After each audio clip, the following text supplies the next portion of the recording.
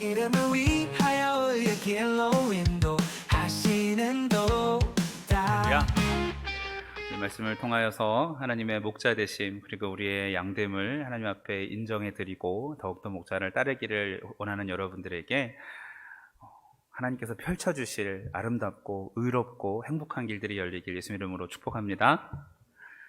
오늘 함께 묵상할 말씀은 특별히 3절 말씀입니다. 내 영혼을 소생시키시고 자기 이름을 위하여 의의 길로 인도하시는도다. 지난 시간에 의의 길에 대하여서 묵상을 하였다면 특별히 자기 이름을 위한다는 것이 무슨 뜻일까요? 하나님께서 자기 이름을 위하여 이 모든 일들을 이루신다고 하십니다. 여러분, 그 겸손이라는 성품 있죠. 겸손이라는 성품은 생각보다 얻는 것이 참 힘듭니다. 겸손의 덕을 갖추었다고 자부하는 순간, 내가 겸손하구나 하는 순간 그 사람은 더 이상 겸손한 게 아닌 게 되겠죠. 그래서 겸손한 사람은 결코 자신이 나는 겸손합니다라고 얘기하는 걸 본 적이 우리는 없습니다. 혹 겸손 대상이라는 콘테스트를 해서 1등한테 겸손 메달을 준다고 해도 그 사람이 그 메달을 목에 거는 순간 그 사람은 겸손한 것이 아닌 게 될 수가 있겠죠. 재밌죠. 적어도 받았으면 얼른 감추거나 하나님이 하셨습니다 이러면서 그 메달을 서랍에다가 빨리 집어넣어야 그래야 저 사람이 겸손한 것은 아닌가 생각하게 될 것입니다. 하지만 교만은 참 쉽습니다. 하나님께서 굉장히 미워하시는 그 진 보따리 가운데 하나가 그 교만입니다. 잠언 16장 5절을 보면 무릇 마음이 교만한 자를 여호와께서 미워하시나니, 사랑이신 하나님께서 미워하는 사람이 있는데 바로 마음이 교만한 자를 미워하신다 하십니다. 하나님은 겸손한 자들에게는 은혜를 베푸시고 용서를 더하시지만 교만한 자를 대적하십니다. 겸손한 마음에는 존경이 따르지만 교만은 여러분들이 잘 알다시피 패망의 선봉이 되게 됩니다. 여러분, 시편 23편에 주어와 동사를 살펴보면은요, 주어와 동사를 살펴보면 우리가 왜 겸손해야 하는지 굉장히 쉽게 알 수가 있습니다. 볼까요? 그가 나를 누이시며 그가 인도하시는도다. 그가 소생시키시고 주께서 나와 함께 하시는도다. 주의 지팡이와 주의 막대기가 나를 안위하시고 주께서 내게 상을 베푸시고 주께서 기름으로 내 머리에 바르셨도다. 그 목자가 다 하십니다. 우리가 뭐 하는 게 뭐가 있습니까? 그저 그렇게 하심을 경험하는 것밖에 없지 않습니까? 시편은요, 그분이 하신 일들로 가득한 노래 아니겠습니까? 여러분, 그림을 잘 그리는 사람들끼리 모여서 어떤 미술 대회를 하는데 상을 그 그림을 잘 그린 사람한테 줍니까? 아니면 그 잘 그려진 도화지에게다가 줍니까? 그 사람을 높이게 되죠, 그죠? 수술을 잘, 의사가 메스를 가지고 수술을 잘 했을 때 그 의사를 칭찬하지, 메스가 참 좋다라고 칭찬하는 사람은 없을 것입니다. 메스가 울줄할 필요도 없고 캔버스가 높임을 받을 필요도 없습니다. 우리가 그래요. 우리가 하나님께서 일하시는 도화지이고 우리가 하나님의 손에 들려있는 수술용 메스가 될 수 있고 붓이 될 수가 있고 더러는 어떤 다양한 도구들이 될 수 있을 뿐이지 결국은 누가 하신다? 하나님이 하시기 때문에 우리는 본질적으로 겸손해야 되는 사람들임을 믿습니다. 그 누가 됐든지 간에 시편 23편의 찬양을 받을 자격은 아무도 없어요. 오직 하나님만 자격이 있으신 분이십니다. 다윗은 이 핵심을 딱 짚었죠. 목자가 박진용의 이름을 위해서가 아니라 이재윤을 이름을 위해서가 아니라 누구의 이름을 위해서 일을 하신다고요? 자기 이름을 위하여. 여호와 하나님의 당신의 이름을, 여호와라는 이름은요 우리와 언약하신 하나님이란 뜻이잖아요. 하나님의 그 언약을 위하여서 자기 이름을 걸고서 우리에게 역사하신다라는 것이에요.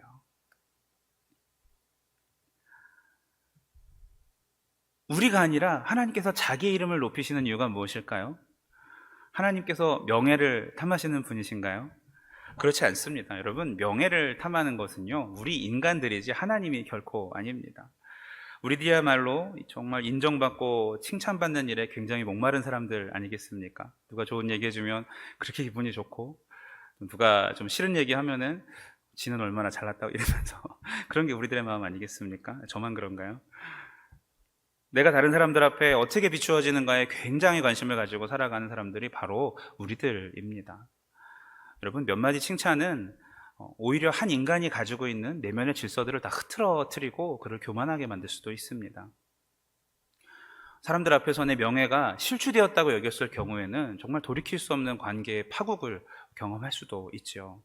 이렇게 칭찬과 인정 속에서만 길들여진 사람은 아무리 뛰어나 보여도 사실 나는 진흙에서부터 나온 존재이고, 나는 하나님께서 구원하지 않으면 이미 사망 판결 받은 끝난 죄인이라는 사실을 그 사람은 인정할 수가 없을 것입니다.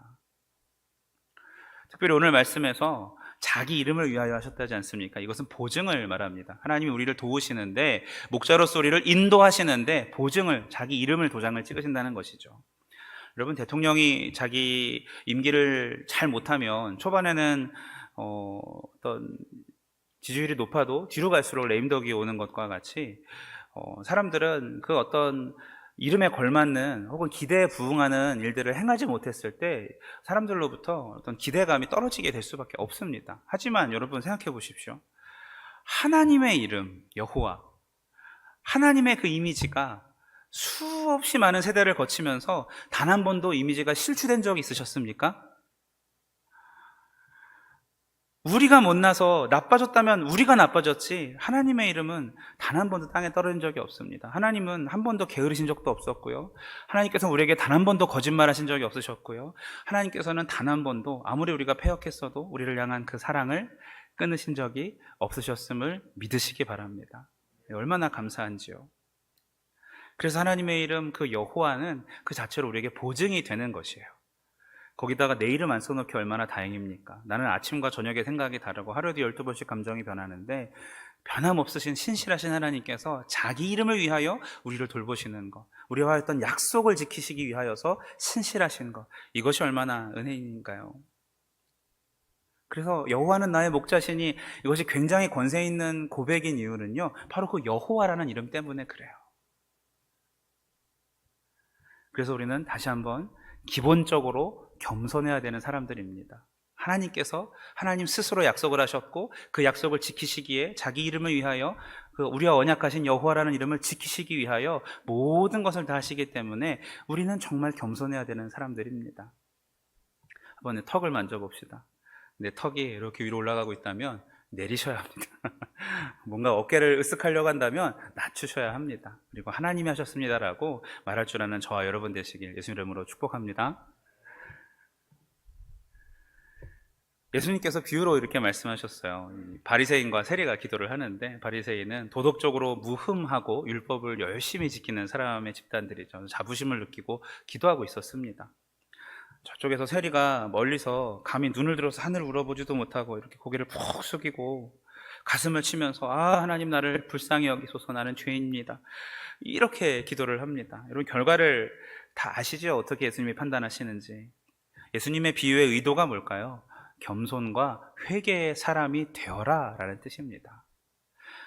말씀에 여호와께서 자기 이름을 위하여 살았다는 말은 하나님께서 다 그렇게 일하시는 하나님의 신실하심에 대해서 생각해보고 너희는 얼마나 하나님과 약속을 잘 지키는 사람들인지 돌아보고 겸손과 회개의 사람이 되라는 뜻 또한 있는 것을 기억하시길 바랍니다. 하나님께서는 교만한 자들을 미워하시는 만큼 겸손한 자들을 사랑하십니다. 나는 마음이 온유하고 겸손하다고 말씀하신 예수님께서는 똑같이 마음이 온유하고 겸손한 자들을 사랑하십니다.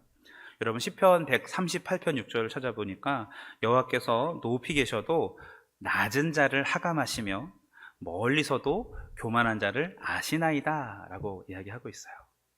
교만한 자가 머리를 들면 멀리서도 잘 보이는 거고, 겸손한 자가 아무리 고개를 숙여 하나님 앞에 기도해도 아무리 높은 곳에 계신 하나님이라도 하감하시며 우리를 다 알고 공감하고 계신다는 뜻입니다. 그래서 겸손한 자들에게는 여러 상들을 주십니다. 제가 성경의 겸손을 찾아봤더니 먼저 명예의 상이 겸손한 자에게 있습니다. 재밌죠? 겸손한 자가 오히려 명예로워집니다. 겸손은 존귀의 앞잡이니라. 할렐루야. 잠언 15장 33절 말씀입니다. 또한 겸손한 자에게는 하나님께서 지혜를 주십니다. 잠언 11장 1절에 겸손한 자에게는 지혜가 있느니라. 또한 겸손한 자에게는 하나님의 가르침이 항상, 그러니까 하나님의 가르침을 항상 받는 제자로 살아가게 됩니다. 시편 25편 9절에 보면 온유한 자를 공의로 지도하심이여 라는 말씀이 있어요. 또한 가장 겸손한 자가 받는 특권은 하나님의 은혜를 기쁘게 받을 수 있다는 것입니다. 베드로전서 5장 5절, 겸손한 자들에게는 은혜를 주시느니라. 여러분, 성경에 등장하는 영웅들의 위대함은요, 결국 겸손을 통해서 가장 선명하게 드러나게 됩니다. 모세, 이집트의 왕자의 신분이었고 또 노예 상태의 동족을 구해낸 해방자지요. 모세의 카리스마를 어찌 이루다 말할 수 있겠습니까마는 세번역 성경은 그가 땅 위에 있는 모든 사람들 중에서 가장 겸손한 자라고 표현하고 있습니다. 사도 바울은 예수님께서 친히 찾아오시는 사건을 경험한 그런 사람이죠.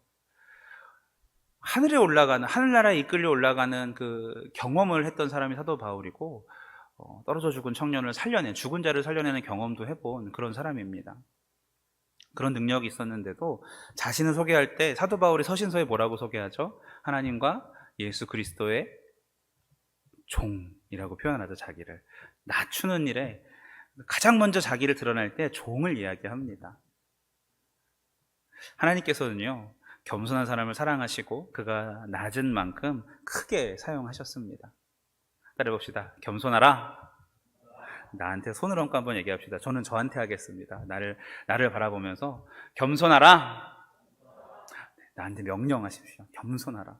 너 좀 제발 좀 겸손해라. 이런 마음으로 사셔야 되겠습니다.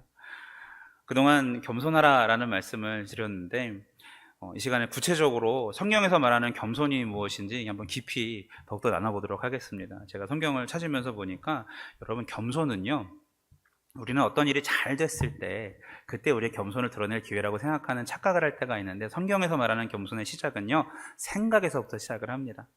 겸손하다는 것은 내가 아무것도 할 수 없어요 라고 생각하는 것이 아니라 오히려 내가 무엇을 해야 되는지 정확하게 알고 있으면서 분수에 넘치지 않는 생각을 갖고 살아가는 그 태도를 겸손이라고 표현합니다. 로마서 12장 3절, 마땅히 생각할 그 이상의 생각을 품지 말고 라고 하십니다. 여러분, 오직 하나님께서 우리에게 믿음의 분량대로 나누어지는 생각이 있어요. 그 생각대로 순종하시면서 지혜롭게 생활하시길 예수님 이름으로 축복합니다. 첫 번째는 생각의 겸손이에요. 정확하게 알면서도 하나님의 뜻대로만 살아가는 겸손의 생각. 두 번째는 따라해봅시다. 말의 겸손. 네, 말의 겸손입니다. 사무엘상 2장 3절에 보면 한나의 기도를 통해서 우리에게 말씀을 주시는데, 오만한 말을 너희 입에서 내지 말지어다 입니다. 진리가 아닌 다른 것을 이야기할 때 우리가, 그러니까 진리에 대해서는 틀림없이 이야기해야 되겠지만 나의 생각을 얘기할 때는요, 확신에 차서 말하는 것은 좋은 태도가 아닙니다. 의심의 여지가 없이, 틀림없이 그 사람은 그랬을 거야 라고 속단하지 마시길 바랍니다. 어떻게 합니까? 이런 말보다 제가 이해한 바로는, 제 생각에는 이렇게 얘기하면서 뭔가 내가 옳다라는 주장을 하기보다 선생님의 말도 일리가 있군요 라고 하면서 그렇게 말들을 조심하셔야 합니다. 세 번째로는 겸손하려면 재물에 대한 집착을 버리셔야 됩니다. 돈에 대한 집착을 버리셔야 겸손할 수가 있어요. 신명기 8장 13, 14절 말씀, 제가 이 말씀을 보면서 참 반성을 많이 했었는데, 너의 소와 양이 번성하며 은과 금이 증식되며 내 소유가 다 풍부하게 될 때에 내 마음이 교만하여 내 하나님 여호와를 잊어버릴까 염려하노라. 여러분, 번성하고 풍성하고 많아지면은요, 계속 관리해야 되고 계속 신경 써야 되고 그러면서 자연스럽게 하나님과 멀어질 수가 있어요. 하나님은 그것을 염려하신다고까지 표현하십니다. 여러분, 우리의 인생의 짧음과 재물의 덧없음을 기억하면서 교만에 물들까 조심하시는 저 여러분 되시길 간절히 축원합니다. 네 번째는 겸손하려면 동료에게 박수 쳐줄 수 있는 사람이 되어야 합니다. 다른 사람을 빛나게 만들어주는 사람이 되어야 합니다. 빌립보서 2장 3절, 오직 겸손한 마음으로 각각 자기보다 남을 낮게 여기고 좋게 여기고 귀하게 여기고 이런 뜻이죠. 낮게 아니고 낮게, 알죠? 여러분, 우리가 스포츠를 할 때 저는 저번에 우리나라 손흥민 선수가 세계에서 가장 유럽인가요? 세계인가요? 거기서 가장 잘 골을 많이 넣은 선수 이러면서 저번에 굉장히 우리나라에 축제가 열리고 이런 걸 보았는데, 우리는 보통 골을 넣은 사람이 플래시를 받고 상을 받는 모습들을 많이 보죠. 하지만 여러분 잘 생각해 보면은요, 동료들 수비들이 상대편 공격수들을 단단하게 틀어막았고, 또 적들의 수비수를 따돌리면서 여러 가지 좋은 패스들이 이루어졌고, 또 누군가가 마지막에 기막힌 어시스트를 주어서 그 사람이 그렇게 돋보이게 된 것을 잊지 말아야 합니다. 모든 골들이 다 그래요. 내 노력으로 내가 사는 것이 아니라, 우리가 어떤 하나님 앞에 은혜를 받았다면 내가 열심히 해서 된 게 아니라, 성도들이, 우리 모두가 교회를 위해서 기도할 때 그 중에 하나가, 교회 중에 하나가 나잖아요. 우리가 교회를 위해서 기도할 때 교회인 내가 하나님의 응답의 어떤 통로가 되었다라는 것이지, 내가 잘해서 된 게 아니라는 뜻입니다. 내가 인생을 살면서 올린 모든 득점들은 사실 내가 올린 득점이 아니라 우리 팀이, 우리 교회가 올린 득점이 되는 것이죠. 동료들에게 박수갈채를 보내십시오. 잘한 사람일수록, 조명받는 사람일수록 더욱더 다른 사람을 지켜 세워주시길 축복합니다. 우리 옆에 분에게 이렇게 한번 얘기해 볼까요? 진심으로. 자, 덕분에 삽니다. 시작. 좀 부부끼리는 좀 더 크게 하셔야 되는 거 아니에요? 덕분에 삽니다. 얼마나 덕분에 삽니까? 하나님께서 우리들을 이렇게 묶어주셔서 이 시간 우리에게 서로 덕분에 삽니다라고 말할 수 있는 게 얼마나 큰 은혜인지 여러분 아셔야 됩니다. 얼마나 덕분에 사는지요. 너무 더운 거예요. 저는 이제 제가 옷을 아무리 얇게 입어도 또 두꺼운 지방을 입고 있다 보니까 너무 더워가지고, 야, 내가 오늘 저 드럼을 어떻게 치지? 땀 막 육수가 막 나와가지고 설교할 때 막 헐떡거리면서 하나님 아버지 이럴 텐데 어떻게 하지? 걱정을 하는데, 갑자기 이충희 집사님이, 목사님 오늘 드럼 제가 칠까요? 덕분에 삽니다. 할렐루야. 서로의 필요를 알고 쓱 와가지고, 목사님 제가 치겠습니다. 아니야, 조용히 와가지고, 목사님 제가 오늘 해볼까요? 이러는데 얼마나 그 마음이 감사하고 행복한지. 여러분 덕분에 서로 돕고 서로 사랑하면서 그렇게 사는 것 아니겠습니까?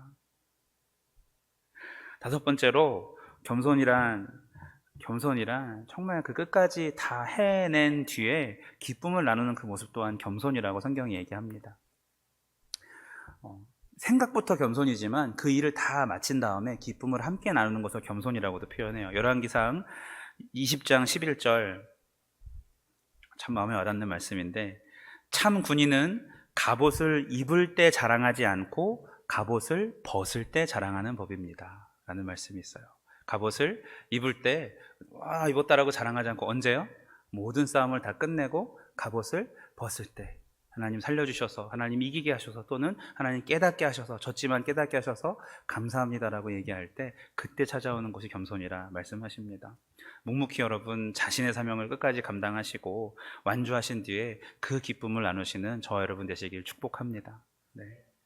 여섯 번째, 가장 중요한 것은요, 갈라디아서 6장 17절, 그러나 내게는 우리 주 예수 그리스도의 십자가 외에 결코 자랑할 것이 없나니 라고 말씀하십니다.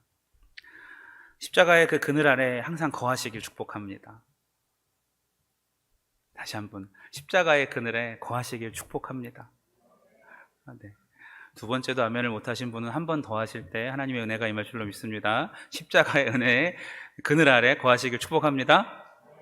십자가가 좀 이파리가 크게 있으면 좋겠는데 이게 너무 작은가요? 정말 그 십자가가 나에게 크게 다가와서 내가 눈만 떠도 눈앞에 예수님의 십자가가 보이는 그런 인생을 사시길 바랍니다. 그 자랑을 할 수밖에 없잖아요. 그 눈앞에 보이면. 왜 언제부턴가 우리는 십자가를 보면서 예배를 하고, 나갈 땐 십자가를 뒤에 지고 나가는 사람들인데, 내가 지고 있는 십자가는 보지 못하고 내가 가는 세상만 바라보면서 왜 그렇게들, 제 얘기인데, 왜 그렇게 하나님의 뜻대로 살지 못하고 교만이, 욕심이, 탐욕이 고개를 들 때 그것을 주체하지 못하는지 모르겠습니다. 여러분 십자가 그늘 아래서 정말 온전히 사시길 바랍니다. 그러면서 한 가지 사실을 되새기십시오. 우주를 만드신 그분께서 나 없이 살기보다 나를 위해서 죽는 것을 선택하셨다. 이것이야말로 우리가 자랑할 수 있는 사실이고, 이것이야말로 우리가 자랑해야만 하는 사실입니다. 사랑하는 우리 울산교회 성결가족 여러분, 겸손을 인생의 목표로 삼으신 분 혹시 있으십니까? 이게 얼마나 안타까운 일인지. 내 인생의 목표가 겸손이다라고 생각해 보신 분 있습니까? 아니면 내 인생의 목표가 거룩이다. 우리는 세상의 목표를 세우는 건 되게 쉬워요. 광고가 얘기해 주거든요. 이 차를 가지면 행복할 거야. 여기 어때 저기 어때 요즘 굉장히 많이 나오죠. 그러면서 여기 가면 즐거울 거야 라고 얘기하지만, 정말 말씀이 나한테 얘기하는 겸손이 내 삶의 목표가 돼서 나 이거 꼭 해보고 싶고, 정말 거룩이 내 목표가 돼서 이렇게 살아보고 싶고, 그러한 믿음을, 그러한 영성을 가진다면 저 십자가를 바라보기만 해도 두 눈에 눈물이 줄줄 흘렸던 그 처음으로 다시 돌아가서 날마다 뜨겁게 하나님과 데이트하듯이 생활할 수 있지 않을까요? 사실 주위 사람들로부터 겸손하다, 거룩하다 인정받는 사람들은 생각해보면 그렇게 많지가 않습니다. 여러분, 함께 있기만 해도 마음이 따뜻해지고 내 안에 선한 일을 행하시는 주님과 날마다 동행하면서 무언가 하나님께서 지치지 않는 새 힘으로 새로운 일을 시작할 수 있도록 복돋아주는 그런 겸손한 사람, 또 다른 사람에게 인정하고 세워주며 높여주고 함께 성장해 나가는 그런 겸손한 사람이 되시길 예수 이름으로 축원합니다.